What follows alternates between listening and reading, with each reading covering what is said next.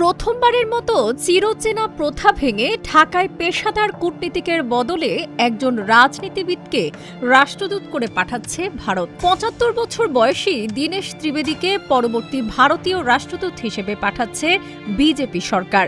ইতোমধ্যেই এমন খবর ছড়িয়ে পড়েছে নেট দুনিয়ায়।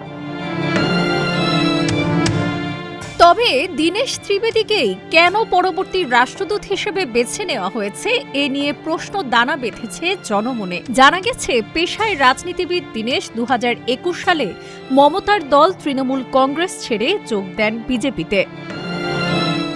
রাজনৈতিক বিশ্লেষকরা মনে করছেন ২০২৪ সালে শেখ হাসিনা সরকার পতনের পর ডক্টর ইউনূসের সময় ঢাকা নয়াদিল্লির সম্পর্ক গিয়ে থাকে তলানিতে। আর জাতীয় নির্বাচনে বিএনপি ক্ষমতায় আসতে পারে আঁচ করতে পেরে সম্পর্ক পুনরুদ্ধারে তৎপরতা শুরু করে ভারত সরকার। এরই ধারাবাহিকতায় সাবেক প্রধানমন্ত্রী খালেদা জিয়ার অন্ত্যেষ্টিক্রিয়ায় যোগ দেন পররাষ্ট্রমন্ত্রী এস জয়শঙ্কর। বাংলা ভাষায় সম্যক দক্ষ দীনেশ দুই বাংলার শিল্প, সংস্কৃতি ও রাজনীতি সম্পর্কে রয়েছেন অবগত।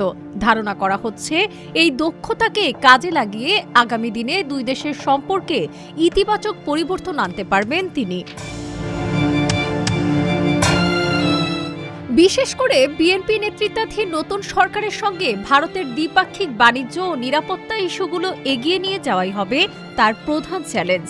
রাজনীতির আঙিনা থেকে সরাসরি কূটনীতির ময়দানে দীনেশ ত্রিবেদীর এই নতুন ইনিংস ঘিরে এখন জোর চর্চা শুরু হয়েছে জাতীয় ও রাজনৈতিক অঙ্গনে।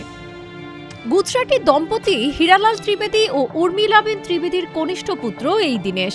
হিমাচল প্রদেশের বোর্ডিং স্কুল থেকে পড়াশোনার পর কলকাতার সেন্ট জেভিয়ার্স কলেজ থেকে কমার্সে স্নাতক হন। তারপর টেক্সাস বিশ্ববিদ্যালয় থেকে করেন MBA।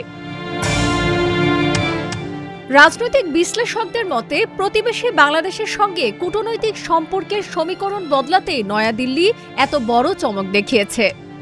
ডেস্ক রিপোর্ট, আজকের পত্রিকা।